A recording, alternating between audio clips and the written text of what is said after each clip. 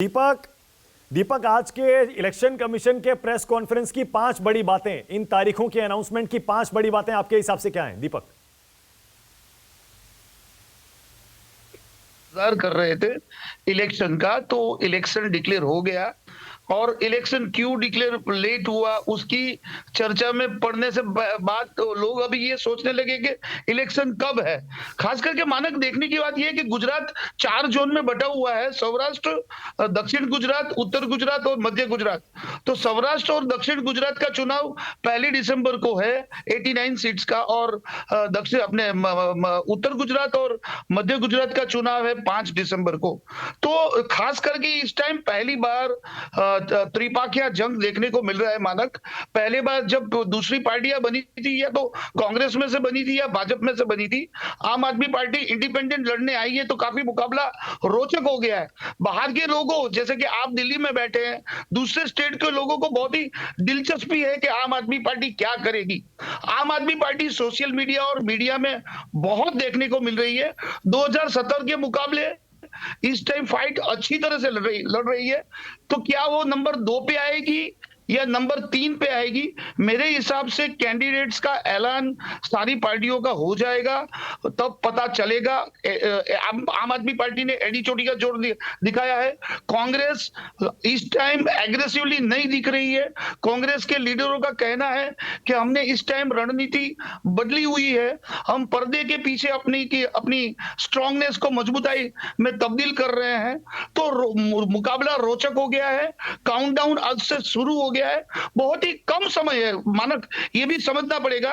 2017-2012 से इस टाइम चुनाव प्रचार का समय बहुत कम है। इसमें कैंडिडेट्स डिक्लेयर होना है। आम आदमी पार्टी ने 108 कैंडिडेट डिक्लेयर कर दिए हैं। बीजेपी का जो लिस्ट है वो 10-11 तारीख को आने वाला है।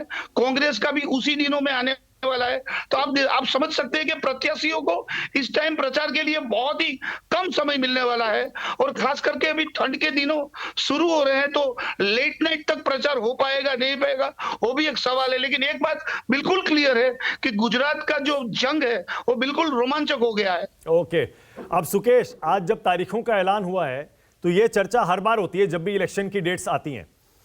पहले 8, 10, 12, 15, 20 साल पहले सुकेश, इलेक्शन की डेट्स अनाउंस होने के बाद ही सही मायनों में एक माहौल बनता था।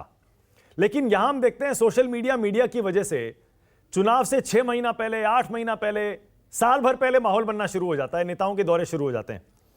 या फिर सुकेश, पहले भी दौरे होते थे और अब सोशल मीडिया में दिखता नहीं था, इसलिए लोगों को पता नहीं चलता था। सुकेश, क्या फर्क आया है? नहीं, फर्क आया। देखिए, एक आमूल चूल परिवर्तन आया है इलेक्शन लड़ने में, इलेक्शन लड़ाने में और इलेक्शन की पूरी स्ट्रैटेजी को प्लान करने में। और ये फ़र्क नरेंद्र मोदी जब से राष्ट्रीय राजनीति में दाखिल किए हैं और जिस तरीके से उन्होंने दाखिला लिया सेंट्रल पॉलिटिक्स में, तब से ये पूरा मैग्नीट्यूड बदल गया है। अब सोशल मीडिया का भरपूर इस्तेमाल हो रहा है, जो पहली बार इंडियन कॉन्टेक्स्ट में अगर किसी ने किया तो वो बीजेपी ने किया और नरेंद्र मोदी ने किया। नरेंद्र मोदी इसको गुजरात में भी कर रहे थे, लेकिन राष्ट्रीय स्तर पे इसको इस तरीके से एग्जीक्यूट करना ये नरेंद्र मोदी की देन है। और एक हाई पिच बना देना पूरे चुनाव को। मुझे अच्छे से याद है, बीजेपी के बड़े नेता बताते हैं कि एक ज़माना ऐसा भी था कि जब अटल बिहारी वाजपेयी प्रधानमंत्री थे और स्टेट्स में चुनाव होते थे, तो बीजेपी के लोग उनके पास जाते थे और डेट्स मांगते थे कि उत्तर प्रदेश का चुनाव है। तो उत्तर प्रदेश चूंकि बहुत बड़ा होता था, तो वाजपेयी जी कहते थे ठीक है, यहाँ 2 रैलियां मैं कर लूँगा। अगर छोटा स्टेट को ये हिमाचल जैसा, तो वहाँ 1 रैली कर दूंगा। ऐसी वो अपनी कॉन्सेंट दिया करते थे। नरेंद्र मोदी 24/7 पॉलिटिशियन है। वो अपनी पार्टी को जीत दिलाने के लिए वो मैदान में खम ठोक कर गड़ जाते हैं। वो उस समय प्रधानमंत्री के साथ साथ बीजेपी के कार्यकर्ता भी होते हैं, जिसका काम अपने सुप्रीम लीडर की तरह, अपनी पार्टी के सुप्रीम लीडर की तरह पार्टी को लीड करना है। तो पूरा आयाम देखिए बदल गया है चुनाव का। और इसलिए जो फर्स्ट मूवर्स एडवांटेज है वो कई बार बहुत पे करता है। अगर आप बहुत पहले शुरू कर दो तो ये इस बात का खतरा, इस बात का अंदेशा, एप्रीहेंशन होता है कि पीक पे आने से पहले आपका चुनाव अभियान पीक पे पहुंच जाता है और उसके बाद आप डाउन चले जाते हो। इस बात का खतरा होता है। लेकिन जिस तरीके तरीके से बीजेपी ने वहां अपने आप को अपने संगठन को काम किया सांगठनिक स्तर पे, मुझे लगता है बीजेपी ने अपना टर्फ ठीक करने की कोशिश की है। देखिए बीजेपी किसी भी चुनाव को, मुझे बिहार का चुनाव अच्छे से याद है, उस समय नरेंद्र मोदी की तूती बोल रही थी। 2014 में वो इतने मैसिव मैंडेट के साथ पहली बार बीजेपी को जिताकर लाए थे अपने दम पर।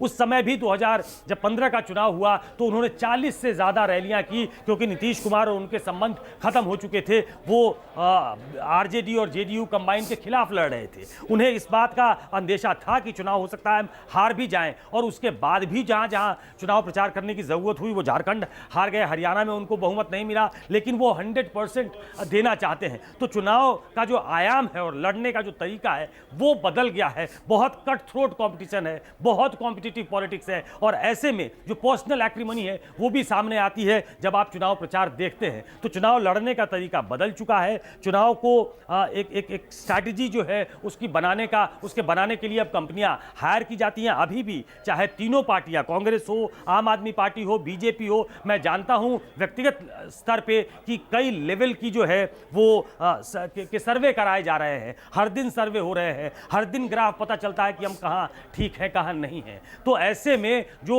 चुनाव प्रबंधन है वो बहुत ज़रूरी हो गया है, और उसमें मास्टरी किसी पार्टी का होना बहुत ज़रूरी है। पहले ये नरेंद्र मोदी स्टेट के लेवल पे किया करते थे, लेकिन अब पूरे देश भर में उन्होंने इसको फैला दिया। मैं आपको एक छोटा सा उदाहरण देता हूं। मैं थोड़ी देर पहले आपको बता भी रहा था, लेकिन मैंने आधा बताया। आप सुनेंगे तो आप कहेंगे कि कितना माइन्यूटली चीज़ों को ऑब्जर्व किया जाता है। पहले बीजेपी का दफ्तर जो है वो बिल्कुल शहर के बीच अहमदाबाद में होता था। आजकल वो कमलम के नाम से जाना जाता है, गांधीनगर में वो दफ्तर चला गया है। पहले ये दफ्तर छोटा हुआ करता था, और इलेक्शन के दिन नरेंद्र मोदी वहां आया करते थे, और कई बार हम लोग उनसे मिलने जाते थे। खासतौर पे जो दिल्ली वाले पत्रकार हैं वो उनसे मिलते थे, उनके लिए समय निकाला करते थे। एक बार मैं सौराष्ट्र, शायद मैं नहीं, सौराष्ट्र नहीं, किस इलाके में था मुझे ठीक से याद नहीं है, लेकिन वहां पे उस वक्त केशुभाई पटेल ने एक तरीके से रेबेल की तरह वो खड़े हो गए। उन्होंने अपनी पार्टी बनाई, और ये कहा गया, और दिल्ली की मीडिया में इस बात की बहुत चर्चा थी कि कड़वा पटेल और लेउआ पटेल, इन दोनों में विभेद हो गया है, और ये दोनों आपस में दे आर एट लॉगरहेड्स।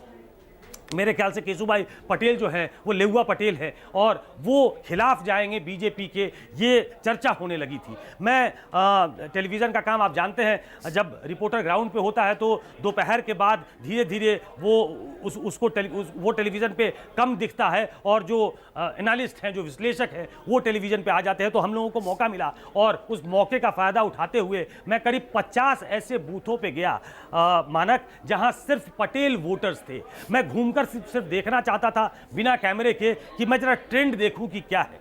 और उसके बाद देखने के बाद मुझे ये फील हुआ कि by and large Keshubhai Patel को सब नेता मानते हैं, लेकिन जहां वोट देने की बात होती है तो वो बीजेपी को वोट दे रहे हैं। तो जब मैंने ये बात फ़ोन करके मैं बात करना चाहता था नरेंद्र मोदी से, और उस दौरान उनके एक सहयोगी जो उनके साथ थे उन्होंने मेरी बात कराई, और जब मैंने ये बात उनको बताई तो वो हंसे, जैसे कि ये कोई नई बात नहीं थी, वो ये बात जानते थे।